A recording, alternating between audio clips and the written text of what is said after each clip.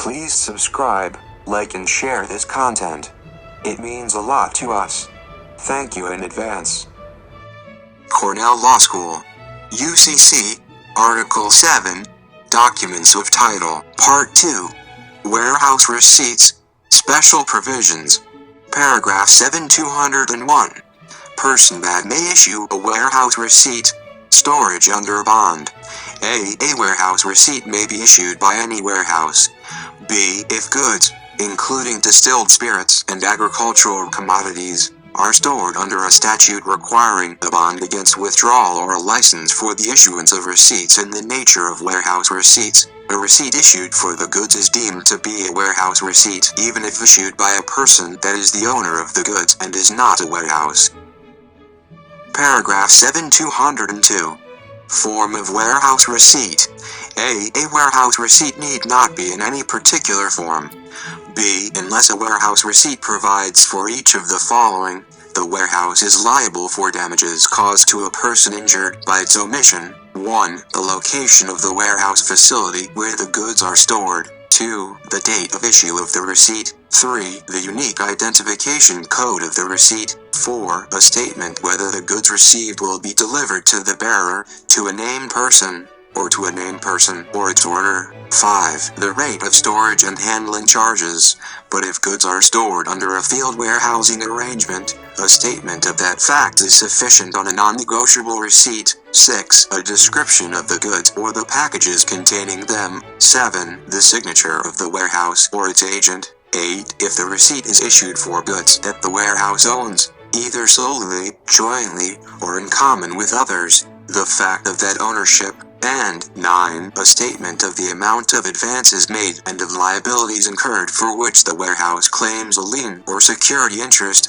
but if the precise amount of advances made or of liabilities incurred is, at the time of the issue of the receipt, unknown to the warehouse or to its agent that issued the receipt, a statement of the fact that advances have been made or liabilities incurred and the purpose of the advances or liabilities is sufficient.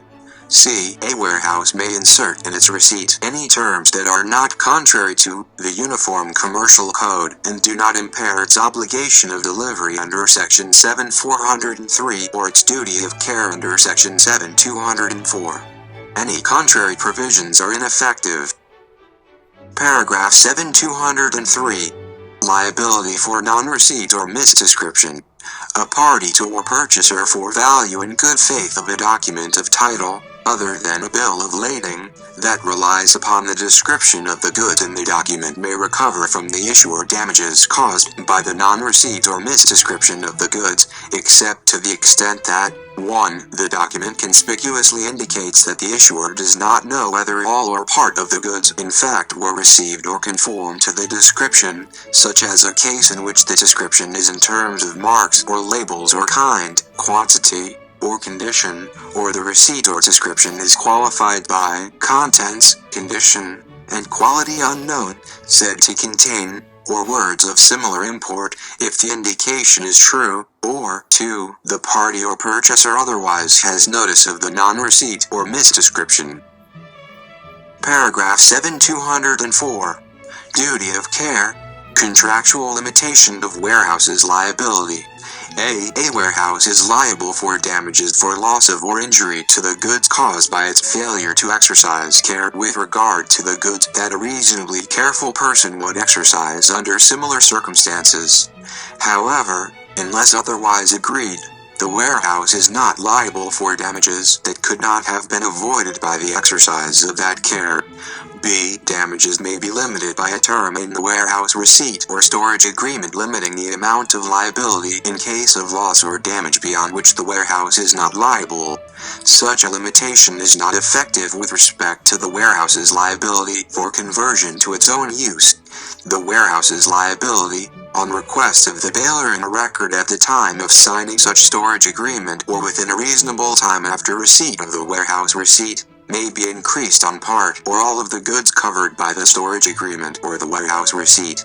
In this event, increased rates may be charged based on an increased valuation of the goods. C. Reasonable provisions as to the time and manner of presenting claims and commencing actions based on the bailment may be included in the warehouse receipt or storage agreement.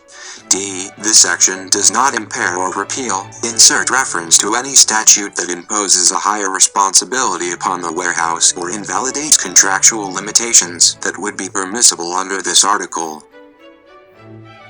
Paragraph 7-205.